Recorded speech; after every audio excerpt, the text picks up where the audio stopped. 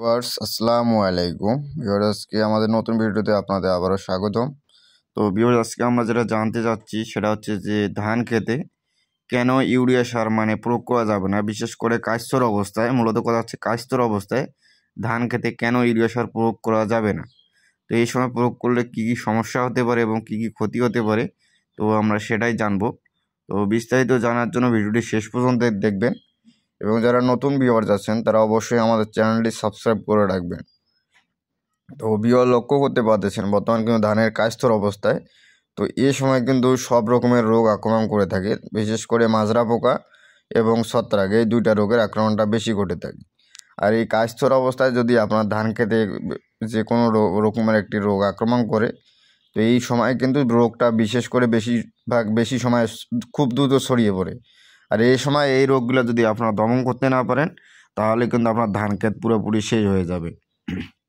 তো বিশেষ করে আপনার যদি এই সময় ধান খেতে ইউরিয়া প্রয়োগ করেন, পাশাপাশি দেখবেন যখন আপনার ধান ক্ষেতটা পুরোপুরি সবুজ হয়ে গেছে, তো এই সময় কিন্তু আপনার ধানের গাছগুলো দেখবেন যে বিশেষ করে ছত্রাকের আক্রমণটা বেশি করে।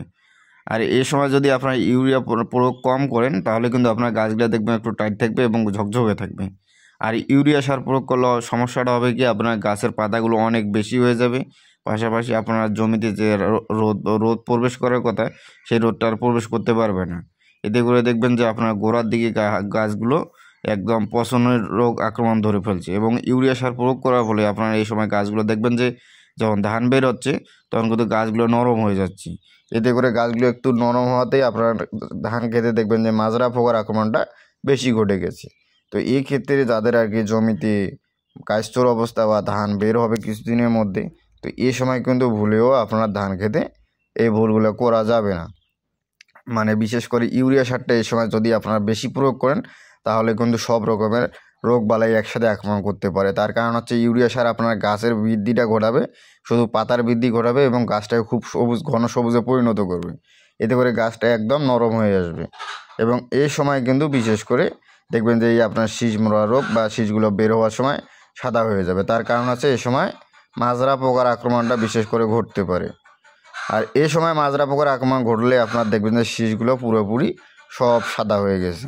তো এই ক্ষেত্রে যাদের কাস্তর অবস্থা বা ধানের শীষ বের হচ্ছে, এই সময় আপনারা এই জিনিসগুলো থেকে সতর্ক থাকবেন যাতে আপনারা এই কাস্তর অবস্থায় ইউরিয়া সার, বিশেষ করে ইউরিয়াটা বেশি প্রয়োগ করা যাবে না, নাহলে কিন্তু আপনারা ক্ষতির মুখে পড়তে পারেন।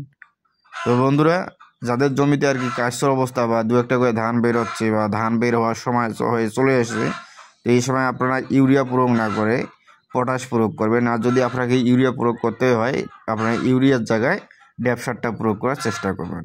তো ভিউয়ার্স, আজকে এ পর্যন্তই। সবাই ভালো থাকবেন। ভিডিও ভালো লাগলে অবশ্যই আমাদের চ্যানেলটি সাবস্ক্রাইব করে রাখবেন। আসসালামু আলাইকুম।